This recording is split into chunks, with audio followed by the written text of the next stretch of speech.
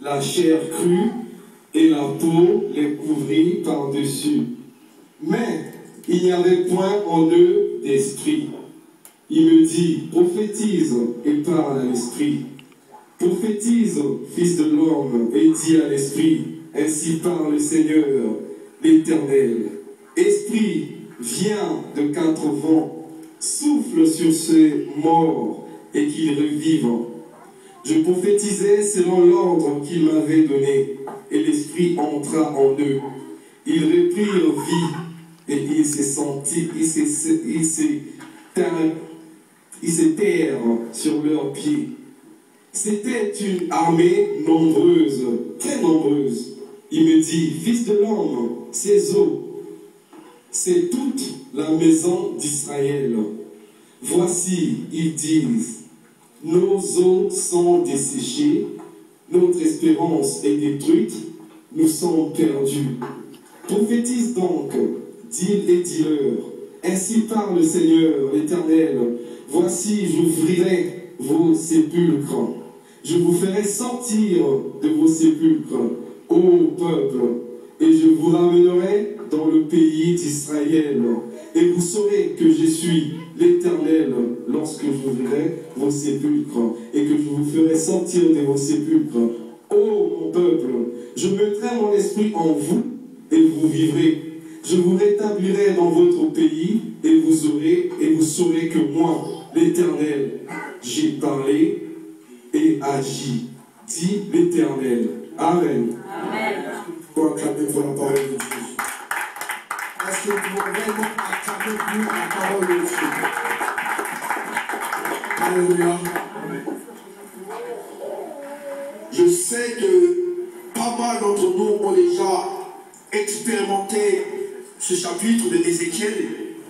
Je sais que pas mal d'entre nous avons déjà écouté ce chapitre sur la vallée des ossements desséchés.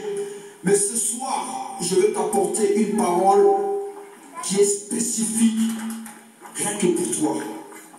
Je sais que tu as déjà entendu les hommes de Dieu parler sur ce message.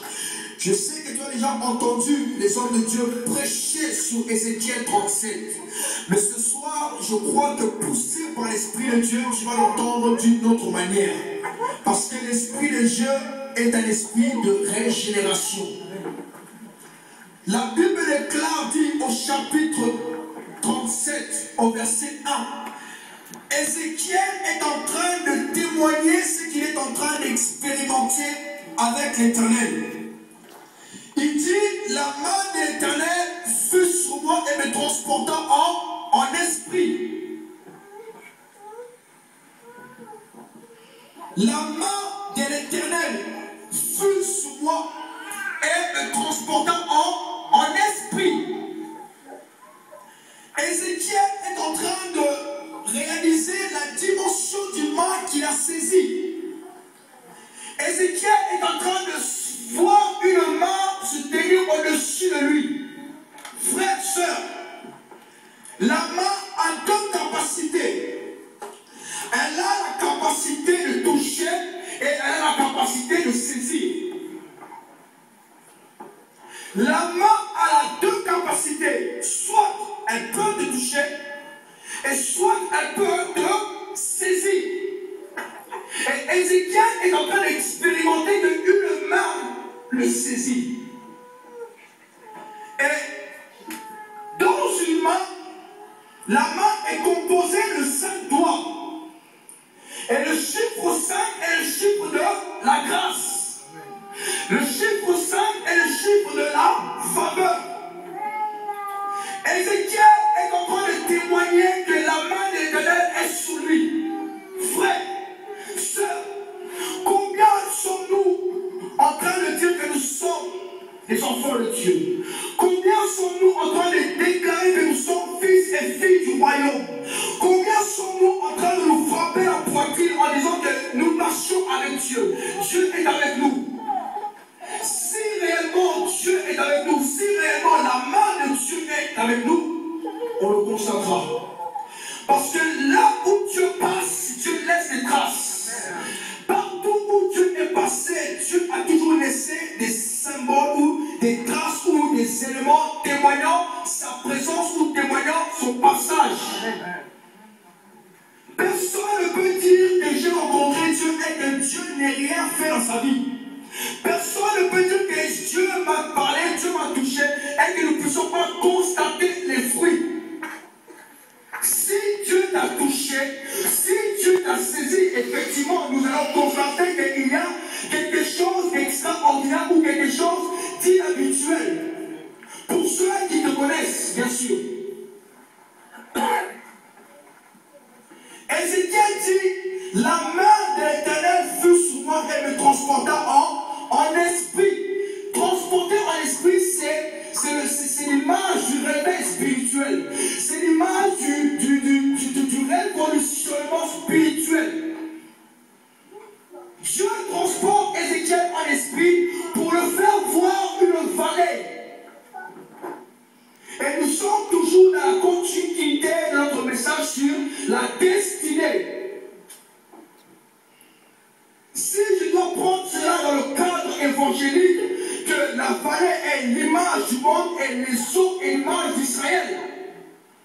Mais ce soir, ce n'est pas d'Israël que je parle. Ce soir, c'est de toi qu'il est question. Tu es ces eaux. Mais avant même que j'arrive là-dessus, je veux parler de l'impact de la main dans la vie des enfants de Dieu.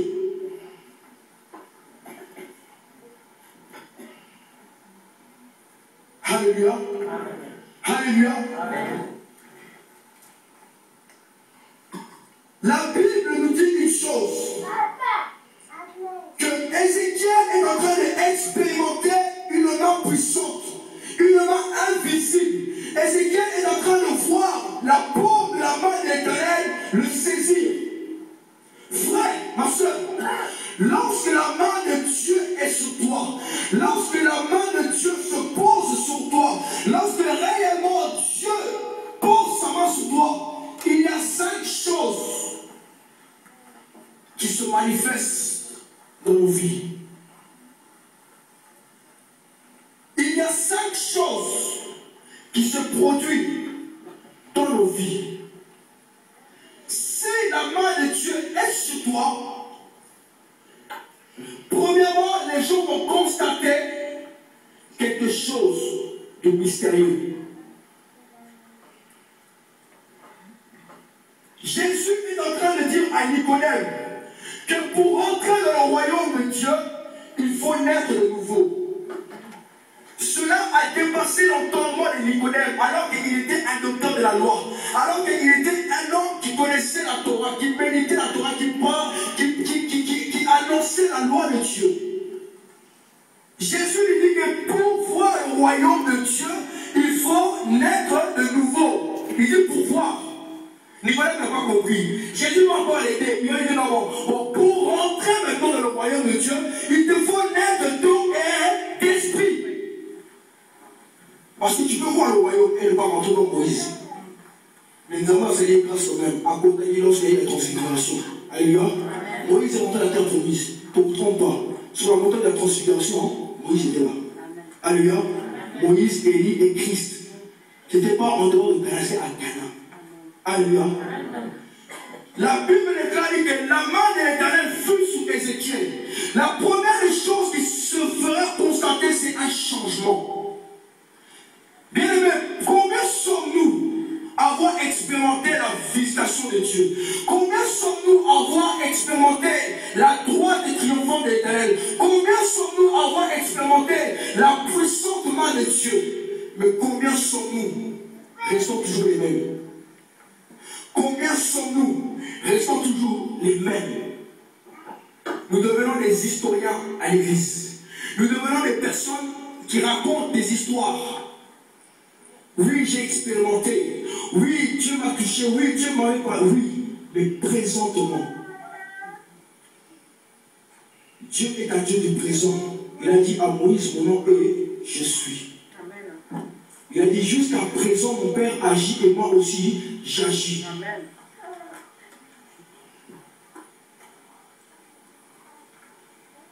La première des choses, lorsque Dieu te touche, lorsque Dieu te saisit, frère, ma soeur, la première des produit, c'est que tu deviens une nouvelle créature. Et quand tu deviens une nouvelle créature, moi je dis qu'il y a une transformation, il y a un changement qui se fait. Paul dira dans le livre de 2 Corinthiens, verset 17, il dit que celui qui est en Christ est une nouvelle créature. Les choses anciennes sont passées, mais toutes choses sont devenues nouvelles. Donc lorsque Christ te touche, lorsque la main de Dieu est sur toi, la première des choses, tu deviens quoi? Tu deviens un adorateur. Tu deviens un adorateur. Pourquoi? Parce que tu expérimentes quelque chose de surnaturel. Tu expérimentes quelque chose d'inhabituel. Donc cette chose que tu viens d'expérimenter, cette chose que tu viens de bénéficier, doit te pousser à adorer Dieu. Beaucoup de chrétiens ne savent pas adorer Dieu. Beaucoup de chrétiens ne savent pas l'importance de l'adoration. Dieu a entendu les cris de son peuple en Égypte. Il dit, j'ai entendu les cris de mon peuple et je suis descendu pour que je puisse les délivrer afin que mon peuple fasse quoi? Puisse l'adorer et le servir. Dieu a mis l'adoration avant le service. Comment peux-tu prétendre être serviteur ou servante de Dieu tant que tu ne sais pas adorer Dieu? Non, là tu dois revoir ta position. Tu ne peux pas être un vrai adorateur. Tu ne peux pas être une vraie adoratrice de Dieu tant que tu n'as pas saisi ces choses. Il te faut, ma soeur, comprendre l'importance de l'adoration dans ta vie. L'adoration a une grande place. La Bible est dit que dans le ciel, dans le livre d'Apocalypse, la Bible est dit que les 24 veillards, les 4 êtres vivants, les anges, les séraphins bien-aimés, tous les archanges, la seule chose qu'ils font, c'est qu'ils adorent Dieu. Ils l'adorent. Quelle est la place de l'adoration dans ta vie chrétienne? Quelle est ta place? Quelle est la place de l'adoration dans ta vie chrétienne? Est-ce que Dieu se réjouit lorsqu'il te voit? Parce que Dieu prend plaisir aux enfants qu'il a sauvés. Et lorsque ces enfants se lèvent dans l'adoration, lorsque ces enfants se lèvent, même s'il y a des problèmes, même s'il y a des persécutions, même s'il y a des tribulations, mais ces enfants, ils ne regardent pas ces choses. Ils voient simplement la puissance de l'œuvre de la croix. Ils réalisent pourquoi Jésus est mort. Ils réalisent pourquoi Jésus est ressuscité. Et ces personnes acceptent maintenant de pouvoir se prosterner et déclarer saint, saint, saint est l'Éternel notre Dieu. Saint, saint, saint. Et c'est ça. Quand Dieu te touche, tu deviens un vrai adorateur. Tu l'adoreras en esprit et en vérité. Pourquoi en esprit? Parce que Dieu est esprit. Il a dit, Jésus a dit à la femme samaritaine que ce n'est ni à Jérusalem, ni à la montagne, mais ceux-là qui adoreront le Père l'adoreront en esprit et en vérité. Pourquoi en vérité? Parce que quand tu vas adorer Dieu, tu ne vas l'adorer pour aucun intérêt. Tu vas l'adorer parce qu'il est celui qui t'a délivré. Tu vas l'adorer parce qu'il est celui-là, il est celui qui t'a délivré. Sans pour autant bien te demander ton avis, sans pour autant bien te demander une rançon, sans pour autant bien venir avec intérêt. Jésus, tu l'adores en esprit et en vérité parce qu'il est souverain. Adore-le en vérité. De tout ton être, de tout ton cœur. Lorsque Dieu a la main sur toi, tu deviens une nouvelle créature. Un vrai adorateur. Tu marches, tu chantes. Quel que soit le lieu où tu peux te trouver, tu es dans l'adoration. Même si ta bouche se ferme, mais ton cœur chante. Même si ta bouche est fermée, ton âme le loue. Même si ta bouche est fermée, ton esprit est en veille. Ton esprit médite la parole de Dieu. Ton esprit lui rend des actions de grâce. Ton esprit lui rend encore des actions de grâce chaque jour. Papa Samy a dit quelque chose de très important. Que celui qui a Jésus son